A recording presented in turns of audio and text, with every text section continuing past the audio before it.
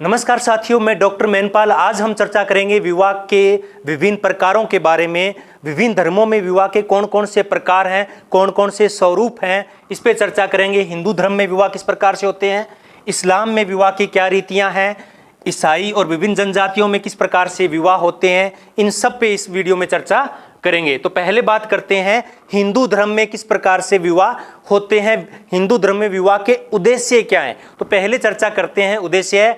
तो यहाँ पीएन प्रभु और केएम कपाड़िया के अनुसार हिंदू धर्म के 3 उद्देश्य बताए गए हैं। कितने उद्देश्य बताए गए हैं? 3। धर्म, तो ये हिंदू धर्म का प्राथमिक उद्देश्य माना गया है।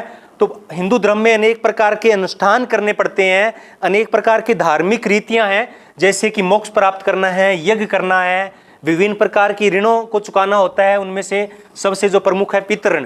इन सब को चुकाने के लिए विवाह बहुत ही जरूरी है। इसलिए हिंदू धर्म में धार्मिक क्रियाकलाप करने के लिए विवाह को अनिवार्य माना गया है।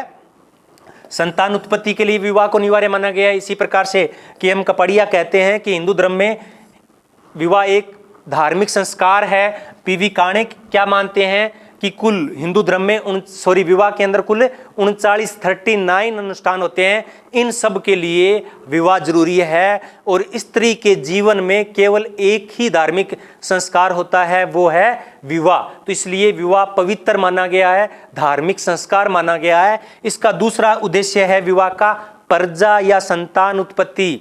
प्रजा या संतान उत्पत्ति, मोक्ष प्राप्ति के लिए पिंडदान जरूरी है, अंत्येष्टि जरूरी है। अंत्येष्टि कौन करता है?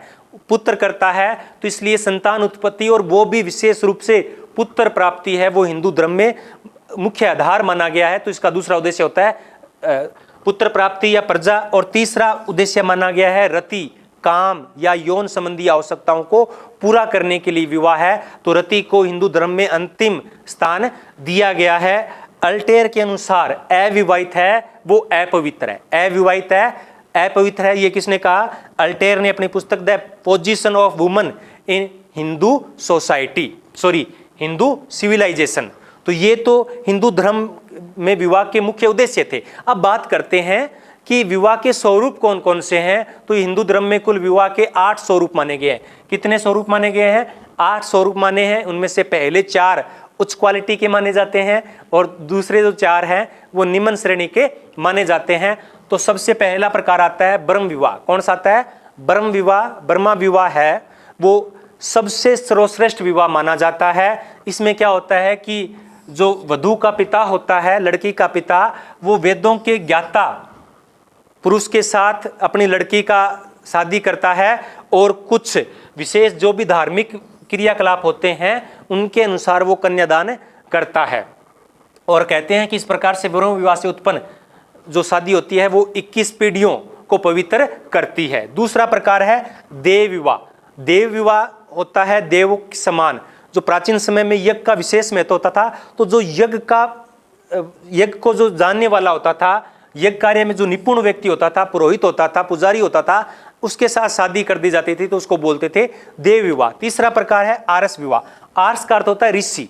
क्या अर्थ होता है? ऋषि। प्राचीन समय में ऋषियों का विशेष महत्व होता था। लेकिन क्या होता था कि ऋषि चाहता था कि उसे गृहस्थ जीवन में प्रवेश करना है, तो फिर वो क्या करता था कि वधू के पिता को एक जोड़ी बैल या एक जोड़ी गाय भेंट करता था और बाद में जो वधू का पिता है उस लड़की की शादी ऋषि के साथ कर देता था। लेकिन वर्तमान में ये विवाह प्रचलित में नहीं है, प्रचलन में नहीं है। चौथा है प्रजापत्य विवाह। यह भी देव विवाह के समान होता है, लेकिन इसमें एक ही अंतर होता है कि वधू का पिता वर और वधू दोनों को आदेश देता है कि आपको आजीवन धर्म का आचरण करना है। इसमें ये एक आदेश महत्वपूर्ण है, बाकी कोई विशेष अंतर इसमें नहीं है। तो ये 4 विशेष प्रकार के विवाह थे। अब बात करते हैं 4 जो निम्न श्रेणी के माने जाते हैं। उनमें सबसे पहला आता है असुर विवाह। असुर यानी राक्षस, लेकिन यहाँ राक्षस विवाह और असुर विवाह में अंतर है। तो जैसे कि कन्या मूल्य की या कन्यादान की परंपरा रही है, कन्यादान की परंपरा हिंदू धर्म में रही है, लेकिन कोई वर है वो लड़की के पिता को, वधू को अगर कोई पैसे देकर या उसका लड़की को खरीद कर विवाह करता है तो उसको बोलते हैं असुर विवाह या क्रय विवाह भी से कहते हैं, यानी खरीद कर शादी करना, जो वर्तमान में चल रहा है। वर्तमान में पूरे उत्तरी राजस्थान या जो हरियाणा है, पंजाब है, इन क्षेत्रों से क्या होते हैं कि राजस्थान के अलावा या हरियाणा के अलावा दूसरे जो क्षेत्र हैं जैसे कि बिहार है, उड़ीसा है, पश्चिम बंगाल है, उनसे लड़कियों को खरीद कर यहाँ शादी कर दी जाती है, तो उसको बोलते हैं क्रय विवाह। छठा प्रकार है गांधर्व विवाह। यह आधुनिक समय में जो प्रेम विवाह होता है उसके समान है, या इसको बोल सकते हैं स्वयंवर। स्वयंवर यानी लड़की है वो खुद वर का चयन करती है, स्वयं है वो वर का चयन करती है। तो वर्तमान में जो प्रेम विवाह होते हैं वो इस श्रेणी के अंदर आते हैं। सातवां प्रकार है राक्षस विवाह। राक्षस विवाह में क्या होता है कि छल कपट करके या अपहरण में करके या युद्ध में जब विजय घोषित होते हैं, विजय उनको प्राप्त होती है, तो वो किसी भी लड़की से शादी कर लेते हैं। तो इस प्रकार के विवाह को अपहरण विवाह या राक्षस विवाह कहते हैं। इस प्रकार के विवाह है वो क्षेत्रीय जातियों में ज्यादा होते हैं, क्योंकि वो युद्ध को जीते हैं और विजित क्षेत्रों में से लड़कियों की शादी कर लेते हैं। तो इसको बोलते हैं छात्र विवाह भी बोलते हैं और इसे अपहरण विवाह भी कहा जाता है। आठवां और सबसे जो निकृष्ट श्रेणी का माना जाता है विवाह वो है पेचास विवाह। उसमें क्या होता है कि बलपूर्वक यौन संबंध स्थापित किया जाता है, यानी दुष्कर्म किया जाता है और उसके बाद में उससे शादी की जाती है, या फिर उसको बेहोश करके उससे शादी की जाती है। तो इसमें स्त्री के सम्मान की रक्षा के लिए उसके साथ ही उसका विवाह कर दिया जाता है। तो ये कुल 4 हैं, उनमें से 4 है जो उच्च श्रेणी के माने जाते हैं और 4 है वो निम्न श्रेणी के माने जाते हैं। डीएम कपाड़िया का मानना है कि वर्तमान में केवल 2 ही विवाह के प्रकार बचे हैं। नंबर 1 ब्रह्म विवाह, नंबर 2 ऐसुर विवाह। ये 2 ही विवाह के प्रकार बचे हैं। अब बात करते हैं इस्लामिक विवाह के बारे में। इस्लाम में विवाह की कौन कौन सी रीतियां हैं, तलाक की कौन कौन सी रीतियां हैं। तो इस्लाम में जो विवाह होते हैं उसको हम क्या बोलते हैं, इस्लामिक विवाह को क्या कहा जाता है, उसको कहा जाता है निकाह। क्या कहा जाता है, निकाह। निकाह का अर्थ होता है 2 विपरीत लिंगों के बीच का मेल, 2 विपरीत लिंगियों के बीच में मेल मिलाप होना। तो केएम कपाड़िया के अनुसार ये क्या है, समझौता है। तो हिंदू धर्म के साथ जब हम इस्लामिक धर्म की तुलना करते हैं तो दोनों के विवाह में कुछ अंतर है। अंतर क्या है, पहला अंतर तो है कि हिंदू धर्म में विवाह को एक धार्मिक संस्कार माना गया है, जबकि इस्लाम में विवाह को एक सामाजिक समझौता माना गया है। सामाजिक समझौता होगा तो समझौते में क्या होता है, जब कोई कोर्ट में समझौता करता है तो क्या होते हैं, 2 लोगों की गवाही होती है, 2 साक्षियों के उसमें साइन होते हैं, हस्ताक्षर होते हैं। तो निकाह में भी 2 लोगों के हस्ताक्षर होते हैं, 2 साक्षियों के हस्ताक्षर होते हैं। साथ में मेहर की राशि भी तय होती है जो वधू के पिता को दी जाती है। तो इसमें 3 तत्व होते हैं इस्लामिक विवाह में। नंबर 1 विवाह का प्रस्ताव देना, फिर उसको स्वीकृति देना, उसमें मेहर की राशि भी शामिल होती है, और तीसरा फिर अगर ये संपन्न हो जाता है तो विवाह के प्रतिफल रूप में विवाह है वो संपन्न माना जाता है। तो ये 3 तत्व है वो इस्लामिक विवाह के हैं। अगर हम प्रकार की बात करें, अगर इस्लाम में विवाह की प्रकार की बात करें तो सबसे जो सर्वमान्य प्रकार है उसको हम बोलते हैं निकाह, और यह एक वैध विवाह है, आपसी सहमति से विवाह है। और इस्लाम धर्म के 2 संप्रदाय हैं, शिया और सुन्नी। तो सुन्नियों के अंदर इस प्रकार के विवाह होते हैं। दूसरा है मुता विवाह। मुता विवाह क्या होता है, एक अपवित्र विवाह माना जाता है जो एक निश्चित समय के लिए होता है। कब होता है, एक निश्चित समय अवधि के लिए होता है। वो 1 साल भी हो सकती है, 2 साल भी हो सकती है, और उसके बाद में विवाह अपने आप विच्छेद माना जाता है। अगर उनको लगता है कि हम दोनों आपस में साथ में रह सकते हैं तो विवाह को आगे बढ़ाया जाता है, वरना वहीं समाप्त कर दिया जाता है। उसमें क्या होता है कि जो महिला होती है उसका संपत्ति में से कोई अधिकार नहीं दिया जाता है, लेकिन इस मुता विवाह के परिणाम स्वरूप अगर कोई संतान उत्पत्ति होती है तो उसको पिता की संपत्ति में से अधिकार मिलते हैं। और इसे मोहम्मद साहब ने, पैगंबर मोहम्मद साहब ने वेश्यावृत्ति की वहीन कहा था। इसे आनंद के लिए विवाह माना गया है। किसको, मुता विवाह को आनंद के लिए विवाह माना गया है। एक है फासिद विवाह।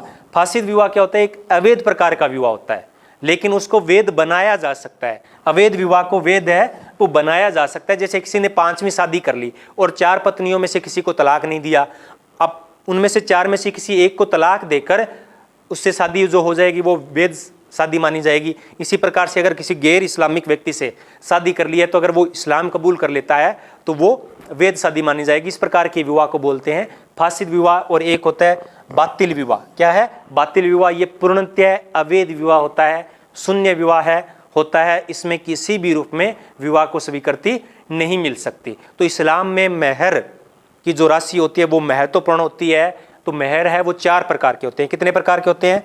4 प्रकार के होते हैं। एक सलवर या तुरंत, जो शादी के समय या शादी से पहले दिया जाता है तुरंत, और दूसरा होता है स्थगित। उसमें क्या होता है कि मेहर को कुछ दिन के लिए टाल दिया जाता है और जब जरूरत पड़ती है तब मेहर लिया जा सकता है। तीसरा है स्थायी, जो पहले से निर्धारित होता है, जो विवाह के समय में या बाद में भी मेहर दिया जा सकता है।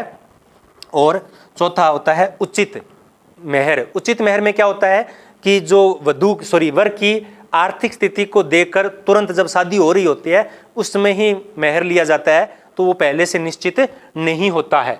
अब बात करते हैं इस्लाम में तलाक के कितने प्रकार हैं, तलाक किन किन प्रकारों से तलाक है वो लिया जा सकता है।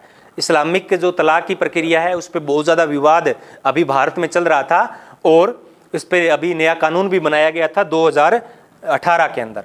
कब बनाया गया था? 2018 में। तो पहले बात करते हैं कि कौन कौन से प्रकार हैं तलाक के। तो जो तलाक का सर्वमान्य प्रकार है वो है तलाक ए एहसन। तलाक ए एहसन, इसमें क्या होता है? तुहर के समय। किस समय? तुहर कहते हैं मासिक धर्म के समय। 4 मासिक धर्म तक पुरुष है वो महिला को कहते हैं कि तलाक मैं दूंगा और उसके साथ 4 महीनों तक सहवास नहीं रखा जाता है और 4 महीने बाद में वो तलाक है वो स्वीकार कर लिया जाता है। दूसरा प्रकार है तलाक उल बिद्दत। क्या है? तलाक उल बिद्दत। उसमें 4 महीने का इंतजार नहीं करना पड़ता है, एक ही समय में 3 बार बोल दिया जाता है तलाक तलाक तलाक, और वो तलाक है वो स्वीकार कर लिया जाता है।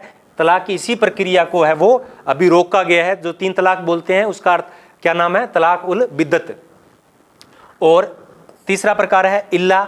इल्ला में क्या होता है कि जो व्यक्ति होता है, पुरुष होता है, वो खुदा को हाजिर नाजिर मानकर कहता है कि मैं 4 महीने तक इसके साथ सहवास नहीं करूंगा और मैं तलाक इसको देता हूं। खुदा को वो हाजिर नाजिर मानकर तलाक देता है, तो उसको बोलते हैं इला। एक होता है जिरे। जिरे में क्या होता है कि पुरुष है वो महिला की तुलना किसी ऐसी महिला संबंधी के साथ करता है जिसके साथ विवाह नहीं हो सकता। जैसे उसको बोल देता है माँ, अगर उसको माँ बोल दिया तो वो वहीं तलाक मान लिया जाता है। पांचवा प्रकार है खुला। खुला में क्या होता है कि पत्नी की इच्छा से होता है और पत्नी है, वधू है, वो मेहर की राशि लौटा देती है। छठा प्रकार है मुबारत। मुबारत का अर्थ होता है छुटकारा। मुबारत का क्या अर्थ होता है? छुटकारा प्राप्त करना एक दूसरे से, कि भाड़ में जाए मेहर की राशि, तू तेरे मैं मेरे। तो इस प्रकार को हम मुबारत को बोलते हैं। इसमें मेहर की राशि है वो वापस नहीं होती है। लियान है, इसमें पत्नी पर व्यभिचार का आरोप लगाकर तलाक उसको दे दिया जाता है। तो जब हम तलाक उल बिद्दत की बात कर रहे थे, इसको रोकने के लिए, 3 तलाक को रोकने के लिए, तो ये अधिनियम बना था मुस्लिम विवाह विघटन अधिनियम 1939। तो इस अधिनियम के तहत इसको मान्यता प्राप्त थी। तो इसको रोकने के लिए अभी 2018 में महिला विवाह अधिकार संरक्षण विधेयक आया था, जिसे 1 अगस्त 2019 से लागू किया गया था। ये महत्वपूर्ण है, 1 अगस्त 2019 से लागू किया गया है। तो 3 तलाक को इसमें रोक दिया गया है। अब महिला को भी अधिकार दिया गया है कि वो पुरुष के नपुंसकता या व्यभिचार के आधार पर उसको तलाक दे सकती है। अब बात करते हैं जनजातियों में विवाह। तो जनजातियों में विवाह है वो बहुत प्रकार के होते हैं। प्रत्येक जनजाति में विवाह की अपनी अलग परंपरा रही होती है। फिर भी हम बड़े बड़े रूप में हम इसको 8 भागों में विभाजित कर सकते हैं जनजातीय विवाह को। एक होता है परिवीक्षा विवाह, प्रोवेशन विवाह। प्रोवेशन काल होता है, जैसे कि अभी राजस्थान के अंदर नियम है कि कोई भी नई सर्विस लगती है तो उसको 2 साल तक प्रोवेशन पे रखा जाता है। अगर उसका कामकाज अच्छा लगता है तो उसको परमानेंट स्थायी कर दिया जाता है, नहीं लगता है तो उसको निकाल दिया जाता है। तो इसी प्रकार जनजातियों में भी पुरुष है वो महिला के घर, वधू के घर 1 साल तक कार्य करता है, परिवीक्षा काल गुजारता है। अगर उससे वो संतुष्ट हो जाते हैं तब तो शादी हो जाती है, नहीं होते हैं तो शादी नहीं होती है। अगला है अपहरण विवाह या हरण विवाह। अपहरण करके विवाह करना, तो ये बहुत सारी जनजातियों में प्रचलित है। नागा, हो, गोड, ये महत्वपूर्ण है। ओथुर, खरिया, बीरहोर, ये प्रमुख जनजातियां हैं जिनमें अपहरण विवाह भी होते हैं। तीसरा है परीक्षा विवाह। परीक्षा विवाह में लड़के की परीक्षा ली जाती है। जैसे कि राजस्थान में भीलों के अंदर क्या होता है, भील में गोल गधेड़ो विवाह होता है। उसमें क्या होता है कि लड़का होता है वो किसी एक लड़कियां हैं उसके चारों तरफ घेरा बनाकर खड़ी हो जाती है और कोई वस्तु होती है उसको उठाकर उस घेरे को क्रॉस करके उसको बाहर ले जाना होता है। और वो महिलाएं हाथ में डंडा रखती है, उसकी पिटाई करती है। अगर कोई पुरुष उस घेरे को तोड़ने में कामयाब हो जाता है तो परीक्षा में पास हो जाता है और उसके साथ वो शादी हो जाती है। तो उसको बोलते हैं परीक्षा विवाह, क्रय विवाह यानी वधू मूल्य। दहेज की सामान्य परंपरा होती है, लेकिन जनजातियों में क्या है, वधू मूल्य होता है, जिसमें वर है वो वधू के पिता को कुछ मूल्य प्रदान करता है। तो इसको बोलते हैं क्रय मूल्य। और ये लगभग सभी जनजातियों में, ये लगभग सभी जनजातियों में होता है। कुछ ही जनजातियां ऐसी होती है जिनमें वधू मूल्य नहीं होता है, इनके में वधू मूल्य भी बहुत ज्यादा होता है। तो इस वजह से क्या होता है कि जो जनजातियों में अमीर लोग होते हैं, अमीर जनजातीय व्यक्ति होता है, वो कई शादियां कर लेता है वधू मूल्य चुकाकर। सेवा विवाह ये गौड़ जनजाति में होता है, जैसे ये परिवीक्षा के समान ही है, लेकिन इसमें सेवा के आधार पर विवाह कर लिया जाता है। छठा प्रकार है विनियम यानी आदान प्रदान, अट्टा सट्टा। राजस्थान की ग्रासिया जनजाति में इस प्रकार का मुख्य रूप से विवाह होता है, और बहुत सारी जो घुमक्कड़ जातियां हैं उनमें भी अट्टा सट्टा प्रथा है वो प्रचलित है। वर्तमान में लड़कियों की कमी की वजह से अट्टा सट्टा करने लग गए हैं। सह पलायन सातवां प्रकार है। सह पलायन यानी साथ में पलायन कर जाना, भागकर शादी कर लेना। एक होता है हट विवाह। हट विवाह में क्या होता है कि लड़की है वो लड़के के वर के घर के आगे जाके बैठ जाती है और वो कहती है कि जब तक शादी नहीं करोगे तब तक मैं वहां से हटूंगी नहीं। तो ये इस्लाम जनजातियों में विवाह थे। अब बात करते हैं ईसाई विवाह के बारे में। तो ईसाई धर्म में विवाह को एक समझौता माना गया है। क्या माना गया है? एक समझौता माना गया है जो ईश्वर की इच्छा से होता है। किससे होता है? ईश्वर की इच्छा से होता है, और ये जीवन भर चलने वाला समझौता होता है। तो ये विवाह के उद्देश्य हैं ईसाई में। अगर तो इसमें उद्देश्य की बात करें तो 3 उद्देश्य और भी हैं, जैसे कि संतान उत्पत्ति करने को प्राथमिक उद्देश्य बनाया गया है इस ईसाई धर्म में। दूसरा है इसमें जो बिना विवाह के जो यौन संबंध स्थापित होते हैं उनको रोकने के लिए भी विवाह किया जाता है। और तीसरा है पारस्परिक सहयोग, सामाजिक और आर्थिक सहयोग। तो ये पारस्परिक सहयोग को भी ईसाई धर्म में विशेष महत्व दिया जाता है। यानी क्या होता है, ये आपसी सहयोग और सहायता पर आधारित एक प्रथा है। अगर प्रकार की बात करें तो ईसाई धर्म में 2 मुख्य प्रकार हैं विवाह के। एक धार्मिक, जिसमें गिरजाघर में जाकर विवाह करते हैं, जो आमतौर पे हम देखते हैं। दूसरा सिविल शादी या सिविल विवाह, जिसमें कोर्ट के अंदर या जो मैरिज रजिस्ट्रार होता है उसके यहाँ जाकर शादी कर ली जाती है। और इसमें वैसे धार्मिक रूप से तलाक को स्वीकृति नहीं है, लेकिन भारतीय विवाह विच्छेद अधिनियम 1869 में ईसाई धर्म में तलाक की अनुमति दी गई है। अब बात करते हैं विवाह से संबंधित प्रमुख अधिनियम कौन कौन से हैं, कानून कौन कौन से बने हुए हैं। तो पहला कानून बना था 1829 में बना था, सती प्रथा। सती प्रथा को रोकने के लिए बना गया था। और उसके बाद में हम दूसरा रूप लें तो हिंदू विधवा पुनर्विवाह अधिनियम 1856। उससे पहले विधवाओं को विवाह की अनुमति नहीं थी, लेकिन 1856 में गोविंद रानाडे की कोशिशों के बाद ये अधिनियम लागू हुआ था। शारदा एक्ट है वो हरविलास शारदा एक्ट या बाल विवाह विच्छेद अधिनियम, ये 1929 में बना था। इसमें जो महिला और पुरुष की जो शादी की उम्र थी वो 14 वर्ष और 18 वर्ष थी। हिंदू विवाह अधिनियम 1955 में क्या कर दी गई, ये शादी की उम्र है वो 15 वर्ष और 18 वर्ष कर दी गई। और बाद में 1978 में, कब 1978 में ये आयु है वो कितनी कर दी गई, 18 वर्ष और 21 वर्ष। और वर्तमान में अब कैबिनेट ने प्रस्ताव पारित किया है कि जो महिला और पुरुष की जो या लड़के और लड़की की जो शादी है वो दोनों की 21-21 वर्ष होनी चाहिए। विशेष विवाह अधिनियम है वो सबसे पहले 1872 में बना था, फिर 1923 में और 1954 में लेटेस्ट बना हुआ। ईसाई विवाह अधिनियम 1872 में बना था। आनंद विवाह यानी सिखों में विवाह का अधिनियम 1909 को बना था। पारसी धर्म में विवाह का अधिनियम है वो 1936 में बना था। और विशेष विवाह अधिनियम 1954, यानी 2 भिन्न धर्मों के व्यक्ति अगर शादी करना चाहे तो उसका रजिस्ट्रेशन किसके हिसाब से होता है, विशेष विवाह अधिनियम। और हिंदू विवाह अधिनियम 1955 में बनाई था। हिंदू उत्तराधिकार अधिनियम, नाबालिग संरक्षण अधिनियम, दत्तक गोद लेने की लड़का किस प्रकार से गोद लिया जाए और उसका पालन पोषण किस प्रकार से होगा, इसके लिए। और अनैतिक व्यापार अधिनियम 1956 में बना था। इसके बाद दहेज निवारण अधिनियम 1961 में बना था। और 1987 के अंदर सती प्रथा जो कानून बना था इसको और अधिक कठोर है वो 1987 में बनाया गया था। तो ये प्रमुख विवाह के अधिनियम है। अगर आपको ये वीडियो पसंद आया हो तो चैनल को सब्सक्राइब करें।